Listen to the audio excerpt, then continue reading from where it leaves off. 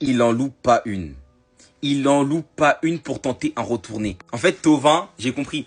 Tu le laisses 2 secondes sans surveillance, il tente 3 retournés.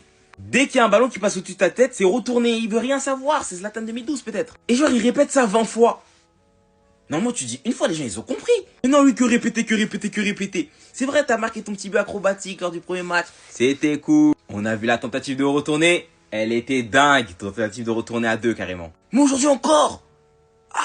Ça me fait penser à Declan Rice qui a commencé à spammer les coups francs après le match face au Real Madrid alors que la tech elle s'était fait patch. Voilà. C'était fini. C'était juste l'histoire d'un match. D'ailleurs aujourd'hui il a pas été bon. Tout comme l'équipe de France ce soir qui va faire 2 buts partout face à l'Islande à l'extérieur. Mais de toute façon, ce genre d'affiche là, quand il n'y a pas Mbappé titulaire, faut regarder ça d'un seul œil. Voilà, je vous dis la vérité. Je m'attendais à pas grand chose et j'ai quand même été déçu. Et malgré l'absence de Mbappé, ce genre de match, tu dois quand même le gagner. Surtout voilà, t'es mené au score. Tu t'arrives à égaliser sur un but de Nkunku qui avait raté une grosse occasion juste avant. Et après tu prends l'avantage sur un but de Mateta sur une passe d'Akliouche. Moi franchement j'étais content de le voir marquer parce qu'il a tellement persévéré pour jouer en EDF. Et d'ailleurs tu vois qu'on se fait égaliser parce que Jules Koundé tente un piège du hors-jeu. Mais frérot, on n'est pas au Barça. On n'est pas au Barça.